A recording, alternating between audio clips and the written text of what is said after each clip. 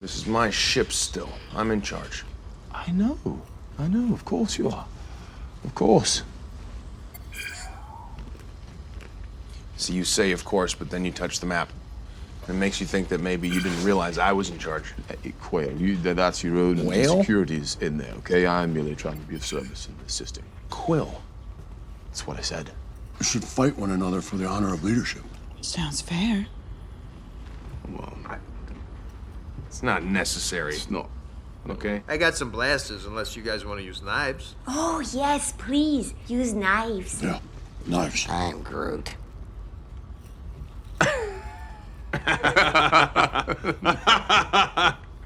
Not necessary. There shall be no knifing one another. Everybody knows who's in charge.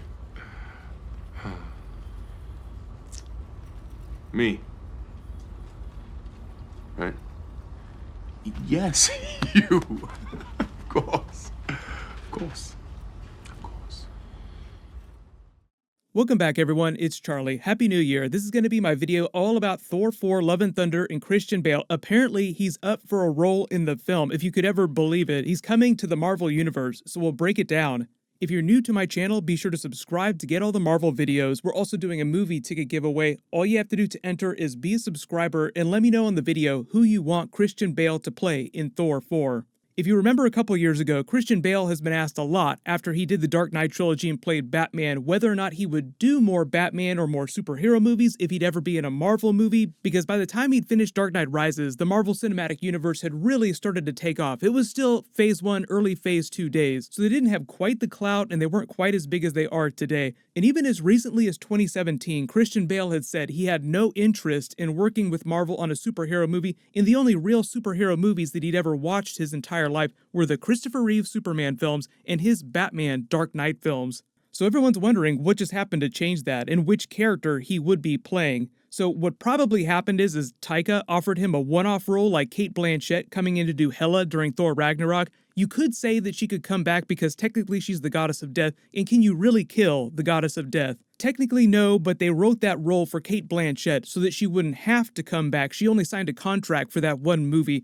so that's why they killed her off at the end of the movie in the way that they did. So that was kind of ambiguous. You could say that she's dead, and if she never came back, she would just stay dead. But if she suddenly wanted to be in another Marvel movie again, they would totally find a place to put her and just say, no, she didn't die. So that's the trick that they use to get big Hollywood actors on board who wouldn't necessarily want to sign on for a 4 or 5 picture deal like a standard actor would when they're becoming an MCU character.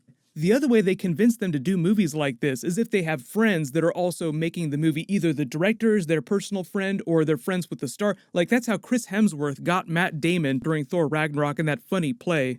You may have seen that funny home video that Chris Hemsworth posted of him and Matt Damon just shooting arrows at each other, playing around. They're friends in real life. Their families go on vacations together. So when they were making Thor Ragnarok, he was like, hey, do you want to come play this fake version of Loki and just have fun for a little while? No big commitment. It's just for this one movie. Remember how Ryan Reynolds got Brad Pitt to be in Deadpool 2 as the Vanisher character? It was a hilarious cameo, and he was only on screen for a brief period. The reason why Brad Pitt did that is because his kids are big fans of the Deadpool franchise, not because he cares or he was potentially going to earn a bunch of money. He just did it as a favor to Ryan Reynolds because his kids were big fans. So odds are, no matter who Christian Bale would be playing, it's probably just going to be for this one film, because I do think that he still kind of has a lot of disdain for big superhero franchises, and he doesn't want to sign on for some huge commitment. That's why I don't think the character he's up for is Beta Ray Bill, because I think they intend to use Beta Ray Bill in all kinds of different space-based movies. Like Guardians of the Galaxy would be a great franchise to put him in, even if they don't do more Guardians films after Guardian 3. You still have a Guardians team flying around out there, they just pop up and cameo every once in a while, and you cycle the roster. Beta Ray Bill was even a member of the Guardians of the Galaxy recently in the comics. The character I think it makes more sense for Christian Bale to be playing, if he's going to be playing, say, like a villain character, would be Dario Agger, the CEO of Roxxon, the Minotaur of Roxxon, for those of you that haven't read the Thor comics. He was one of the first big villains that Jane Foster, Thor, faced when they did the female Thor in the comics a few years ago. They have a lot of characters in the movie who are either from Earth or on planet Earth after the events of Avengers Endgame, and New Asgard is still on Earth up in coastal Norway, so it makes sense that the main villain of the movie, or one of the villains at least, would also come from Earth. And because it's a Thor movie, you typically do new characters that flow from that type of mythology, so the Minotaur of Roxxon would be a great character to introduce. He would look like Christian Bale for most of the movie because Dario Agger walks around looking like a normal human, but then during the big final battle with Thor and Jane Foster female Thor, he goes into his full Minotaur form and it becomes more of a motion capture fight, like when Mark Ruffalo is doing the Hulk or when Taika is playing Korg. And if you weren't sure, obviously Korg and Meek are going to come back for Thor 4. They still need to get their revenge on Noob Master. Speaking of Noob Master, everybody's been making Deadpool jokes. Wouldn't it be funny if Deadpool in the MCU, eventually when they introduce Deadpool into the MCU, winds up secretly being Noob Master, so they weave him into the history of the MCU in a really clever way? How angry do you think that everyone would be if Christian Bale is just up for the Noob Master role and he's only in it for a one-off joke for like 2 seconds?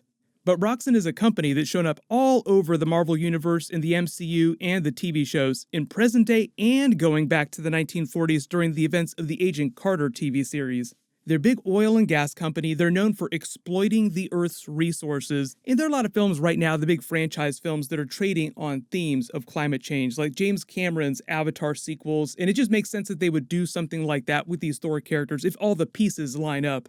There were a lot of you that were asking me if he's playing Gore the God Butcher. The reason why I don't think that he's playing Gore is because they kind of already gave most of the aspects of that character to the Hela character during Thor Ragnarok. And Gore as a character isn't really integral to the female Jane Foster Thor origin story, and that's supposed to be a big part of the film. So just to explain the basic plot outline that Taika gave us back at Comic-Con, this is basically what's going on with Thor 4 Love and Thunder. They're doing the Jane Foster female Thor origin story from the comics. It'll be a little bit different from the comic book version, but they did say that they might do the cancer plot. They're still kind of deciding on that because they're not going to be shooting the movie for a little while. The biggest changes they're making to that, or that story happened, the reason why Jane Foster became Thor is because Thor became unworthy during a big comic book event. The hammer passed to Jane Foster, and Thor didn't wield any hammer for a long time in the comics. Eventually, he did get it back. He got a shiny gold arm with a gold hammer, and Jane Foster became the new version of Valkyrie. But MCU Thor, after Avengers Endgame, is still worthy. He's still wielding Stormbreaker,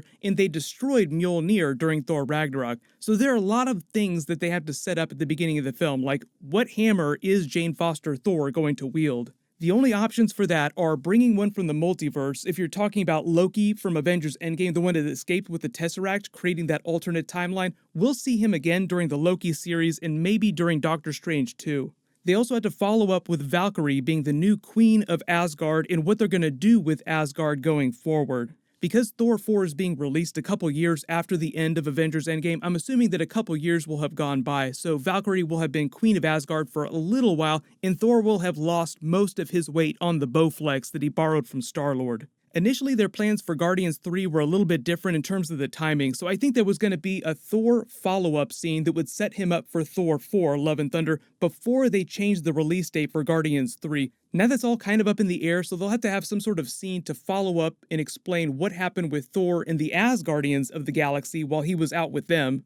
But then the big question is what happens to Chris Hemsworth's Thor going forward? Is he returning during Avengers 5? Maybe he also gets a cameo when they eventually introduce Galactus and Silver Surfer, because he spent a lot of time in the comics crossing over with those two characters. And speaking of Galactus, if you're really hyped up about him entering the MCU, they just did a Thor story. They rebooted the character, a new writer came on the title. Galactus crossed over. I won't spoil the story, but it's crazy. But because there's a lot of confusion about what's going on with female Thor, Jane Foster, the idea is that Thor in the MCU is not unworthy, will not become unworthy, so the reason why she winds up picking up the hammer is going to be a little bit different from the comics. I think there are a lot of people that are just confused about how this is going to work because of the way it went down in the comics. So if you never read the female Thor comic book, don't worry, you won't have to read that to understand what's going on at the beginning of Thor 4. If they give us any more details about what's going on with the movie, or they confirm any more castings and characters and people coming back, I'll totally include it in one of my Marvel videos. But everyone, let me know in the comments if you have any special requests for future Marvel videos. And everyone, click here for my Marvel New Mutants trailer video, which is actually a real movie that's coming out in theaters, believe it or not. And click here for my brand new Doctor Strange 2 video. Thank you so much for watching. Everybody stay awesome. Happy New Year.